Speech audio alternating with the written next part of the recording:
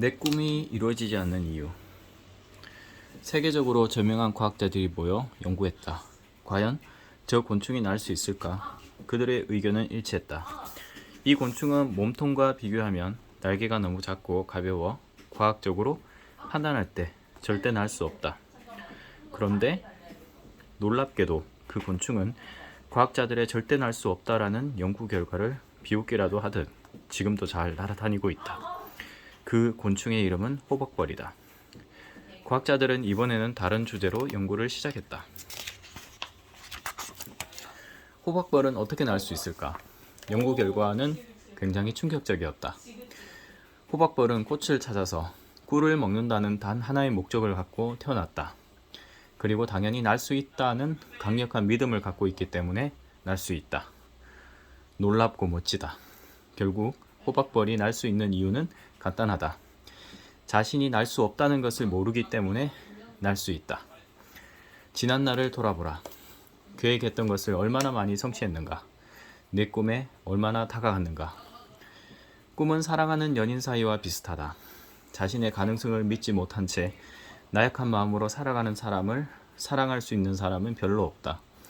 많은 사람이 엄청난 꿈을 가지고 살지만 그에 비해 꿈을 이룰 수 있을 거란 믿음은 매우 약하다.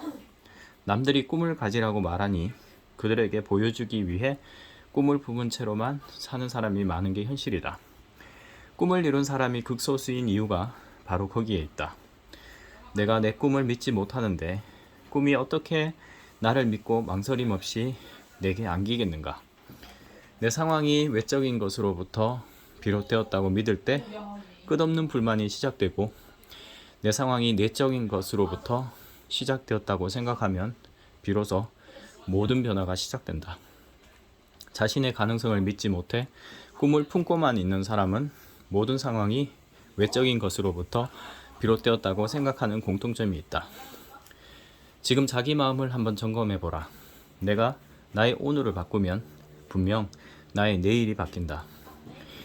2009년에 개봉한 블랙이라는 인도 영화가 있다. 인도 영화 블랙. 이거 나 봤는데 감동적이었어.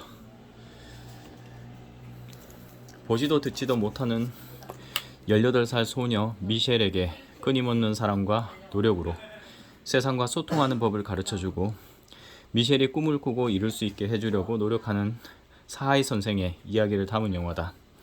사하이 선생은 미셸에게 먹는 법과 의사소통하는 법을 가르치며 세상을 살아가도록 도와준다. 그리고 비록 10년이 걸렸지만 미셸은 결국 대학을 졸업했다. 아무도 미셸의 꿈을 믿지 않았다. 사하이 선생이 처음 그녀를 대학에 보내겠다고 말하자 이를 지켜본 모든 사람이 아니 저 아이는 장애하잖소.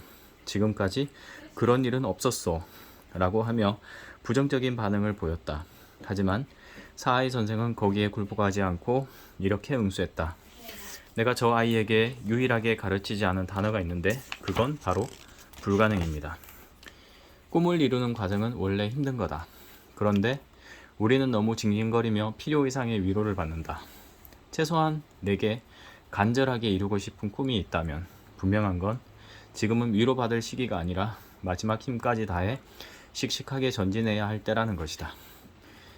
지면 할 수 없지가 아니라 지면 끝이다라는 생각으로 세상에 도전하라. 나는 그대의 하루가 조금 더 독해지기를 바란다. 하나 묻는다. 당신은 지금까지 나는 할 수 있다 라는 말에 엄청난 힘을 스스로 인지하고 외쳤는가? 아니면 그저 남들에게 당당한 모습으로 보이기 위해 할 수 있는 척을 한 것인가? 당신은 자신감을 연기하는 아니다. 연기자가 아니다. 당신이 품고만 있는 꿈이 가슴 안에서 울고 있는 소리가 들리지 않는가? 이제 불가능에 대한 1%의 의심도 섞이지 않은 완벽한 자신감으로 세상에 외쳐라. 나는 불가능을 모른다. 나는 무엇이든 할 수 있다. 꿈꾸는 사람은 후회하지 않는다. 한 초등학생이 아버지 앞에서 무릎을 꿇고 있다. 대체 무슨 잘못을 한 걸까? 아버지는 울고 있는 아이에게 굳은 목소리로 이렇게 말한다. 야구는 절대 안 된다. 이 작은 아이는 정말 야구를 하고 싶은 마음에 완강하게 반대하는 아버지 앞에서 무릎까지 꿇고 눈물을 보였던 것이다. 하지만 아버지는 운동을 하다가 중간에 그만두면 사회의 낙오자가 될 수 있다는 생각에 아들이 야구의 꿈을 버리길 바라고 있다. 하지만 아들의 한마디가 완강한 아버지의 마음을 움직였다. 아들은 눈물을 뚝뚝 흘리며 이렇게 말했다. 아버지가 걱정하시는 건 알겠지만 야구 때문에 실망시켜 드리는 일은 절대 없을 겁니다. 저를 믿어주세요. 아버지의 승낙이 떨어졌고 아이는 초등학교 4학년 때부터 야구 인생을 시작한다. 그는 자기가 내뱉은 믿어주세요라는 말을 지켜내기 위해 30년 동안 최선의 노력을 했다. 야구를 포기하고 싶을 때도 있었지만 아버지와의 믿음을 지켜내기 위해 멈추지 않고 전진했다. 그렇게 30년이 지난 지금 그는 한국 야구 역사에 길이 남을 통산 400홈런의 기록을 이뤄냈다. 그의 이름은 바로 이승엽이다. 야구에 관심이 없는 사람은 잘 모를 수도 있지만 삼성의 류중일 감독이 그의 400호 홈런볼의 가치가 10억 원은 될 거라고 말할 정도로 대단한 업적을 이룬 선수다.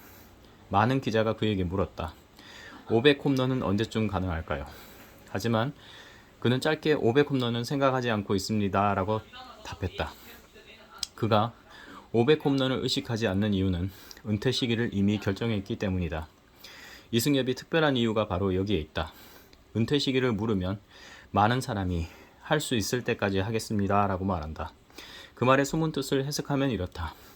시켜주실 때까지 하겠습니다. 할 수 있을 때까지 하겠다는 그러니까 시켜줄 때까지 하겠다는 말은 자기 일을 하는 사람 입에서 나올 수 있는 말이 아니다. 자기 일을 하는 사람은 은퇴 시기를 스스로 결정한다.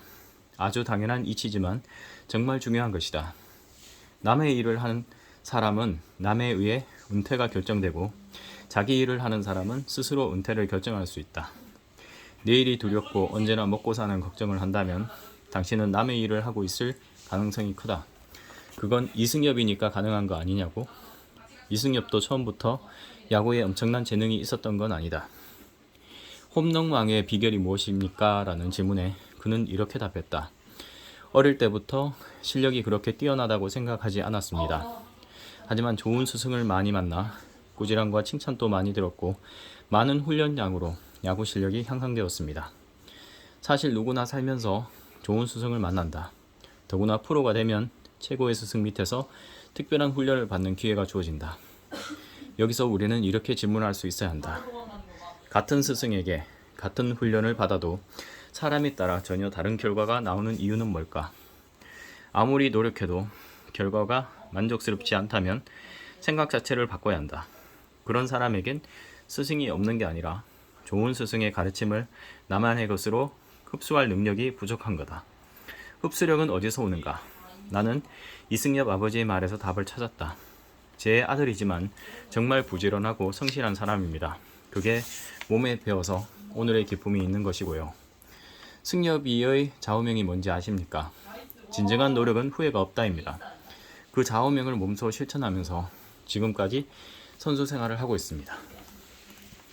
진정한 노력은 후회가 없다. 흡수력은 테크닉이 아니라 굳은 믿음에서 나온다. 나는 그의 삶을 사색하며 우리에게 부족한 건 내가 흘린 땀에 대한 믿음이라는 사실을 깨달았다. 이승엽은 자기가 흘린 땀을 굳게 믿었다. 그 믿음이 스승의 가르침을 자신의 것으로 흡수할 수 있도록 도왔다. 생각해보라. 이 세상에 내가 흘린 땀만큼 아름다운 게 또 있을까? 나는 오늘도 내 하루가 세상에서 가장 아름답다는 사실을 알고 있다.